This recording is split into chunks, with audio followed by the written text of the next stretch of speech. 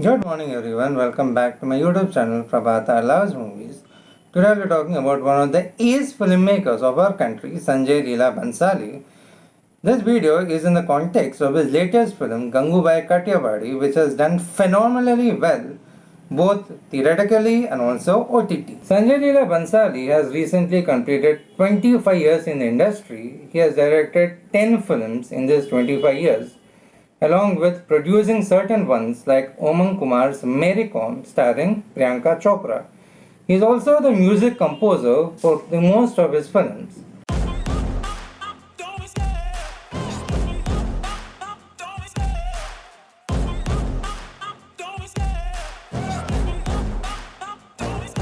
I love the chase and the hunt, and I set the pace when I'm running. I always take what I want and I always give it 100. Don't need a bank, no I'm funded. Play the game like it's nothing. I'm always thankful for something. Don't take for granted, stay humble. Now wake up! It's time to look at the enemy. Look in the mirror if he is no friend to me. This video will talk about why Sanjay Leela Bhansali has been so successful over the years. In the 10 films so far, Sanjay Leela Bhansali has shown a lot of diversity. On one hand, you had the stories of kings and queens in Bajirao, Mastani and Padmavat. There is also Kamoshi, a musical, Black and Guzarish. These films deal with disabilities. Then you have Ranveer and Devdas, both of which are tragic love stories. हम दिल जे चुके सनम is a family drama, Savarya is a wild fantasy, and lastly, Gangubai is based on a real life story. Since this is a rewind, I will go in a chronological order. His first film was Kamoshi, a musical starring Manisha Koirala, Nana Patekar, Seema Biswas, and Salman Khan. Kamoshi is a film that runs more on emotions than a particular visual syntax. The plot of the film deals with a conflict between a deaf couple and their daughter, Annie. The conflict point is Annie's growing fascination for music that doesn't go down too well with her parents, particularly the father. There is a romantic subplot between Manisha Koirala and Salman Khan, but the film's soul lies in the sensitivity with which Sanjay Leela Bhansali deals with the turbulent relationship between the deaf couple and Annie. All the actors are very good here, but the ones who stand out are Nana Patekar and Seema Biswas. One of Sanjay Leela Bhansali's biggest strengths has always been his combination of visual grammar backed with strong emotional content. It is a technique that has paid him rich diligence over the years. This can be seen in his very second film, Hum Dil Je Chuke Sanam, starring Ajay Devgan, Aishwarya Rai and Salman Khan. The film deals with a newly wed man who discovers that his wife is in love with another person. He decides to reunite his wife with a lover. But a twist happens at the end where the wife decides to stay back with her husband and not the lover. Bhansali's aesthetic sense can be very clearly seen in the way he shoots the introduction song of Aishwarya Rai. The in-depth of emotions comes across well, both when Ajay Devgan's Van Raj discovers that his wife Nandini, played by Aishwarya Rai, is in love with another person, and also the changing relationship between the husband and wife over the course of the film that eventually leads the wife falling in love with the husband. Out of all the Devdas adoptions, Bhansali's one has to be easily the most opulent of the lot. It is not just opulent, but it's also quite melodramatic. There isn't much of a soul here, but the one takeaway from the film is Madhuri Dixit's Chandramukhi. The genesis of Gangubai can be seen here in the way that Bhansali has written the character. There is a distinct empathy that the director shows.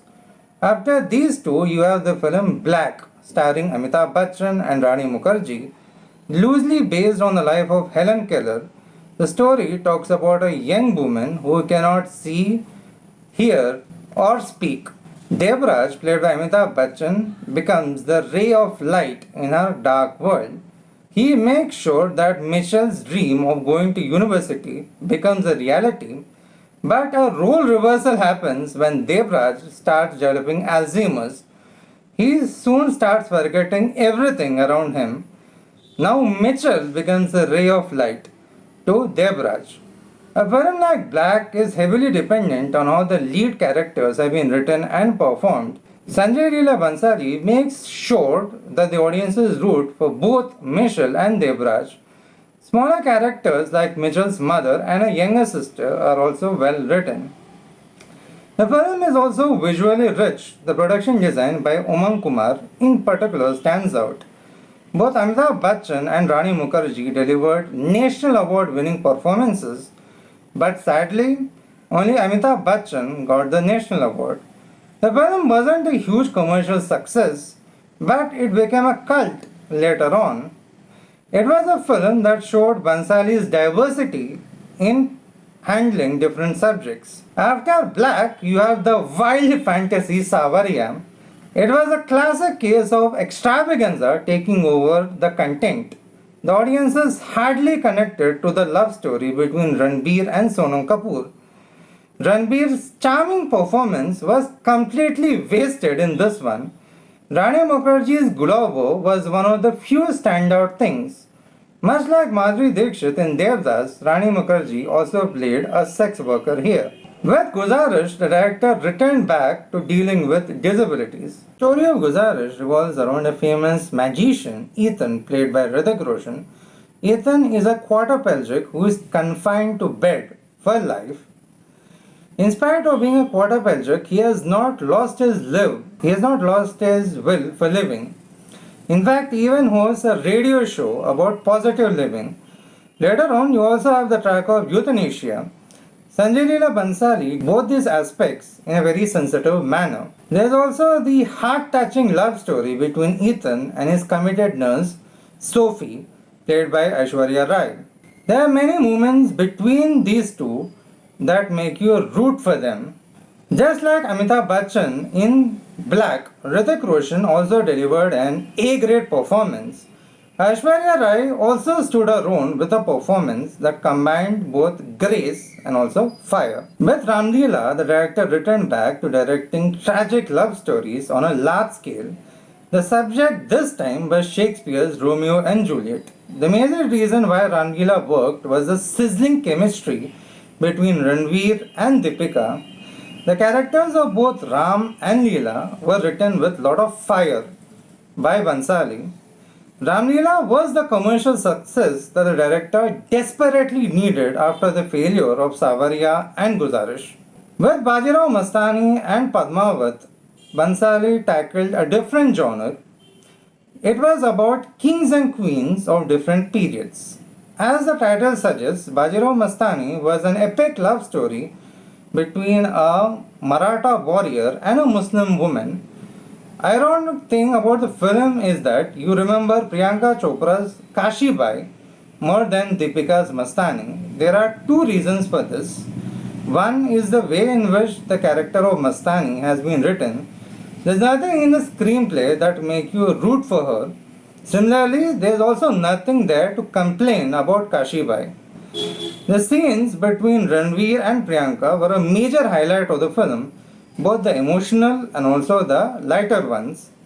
It also helped that Priyanka Chopra put her soul into the performance. Bajirao Mastani is also known for his wonderful soundtrack. On one hand, you had the perfect war anthem like Malhari. There was also the soulful ones like Pinga and Diwani Mastani. Padmavat had none of the complexity that Bajirao Mastani had. Both Shahid and Deepika had nothing substantial to do as actors. The film would have been a complete wreck if not for Ranveer's Alauddin Khilji and Jim Saab's Malik Kapoor. The character of Khilji is written in a very outlandish way, but Ranveer's screen presence combined with his performance makes you cheer for Khilji whenever he appears on the screen. Ranveer was also ably supported by Jim Saab, who made every scene of his count. The dynamics between Khilji and Malik Kapoor worked more than the righteous Rajput gang led by Shahid Kapoor. In fact, the film could have been easily titled Khilji. Lastly, you have Gangubai Kathiawadi based on a real life story. It is taken from a chapter in a book written by S. Hussain Zaidi. In Gangubai, the director combined his trademark visual grammar with a heartfelt soul. The visual grammar can be seen in the way that he has designed the place of Kamatipura. Sanjay Leela Bhansali made a strong case for sex workers and why prostitution should be legalized. Bhansali was also aided by Alia Bhatt's terrific central performance. It is easily the best performance of her career so far. In fact, we can say that Gangubai is the best film of Bhansali's career as well. There are many moments in the film where Alia scores just with her body language, and that includes the voice modulation, the walk, and also the powerful eyes. The songs in Gangubai are of a different nature, but they still leave a deep impact. A particular mention must be made of the song Meri Jaan, shot in the car. The entire Navrasas are on display here, and Alia simply knocks it out of the park. This, in a nutshell, is all about Bhansali's storytelling, the way he uses his aesthetics, and also the use of music in his films. There are many actors and actresses who want to work with Bhansali. He has created a loyal market for himself. There are many audiences who want to see his films, irrespective of whether he is directing stars or not. Here is hoping that Bhansali continues to make many more impactful films. See you until we meet next time.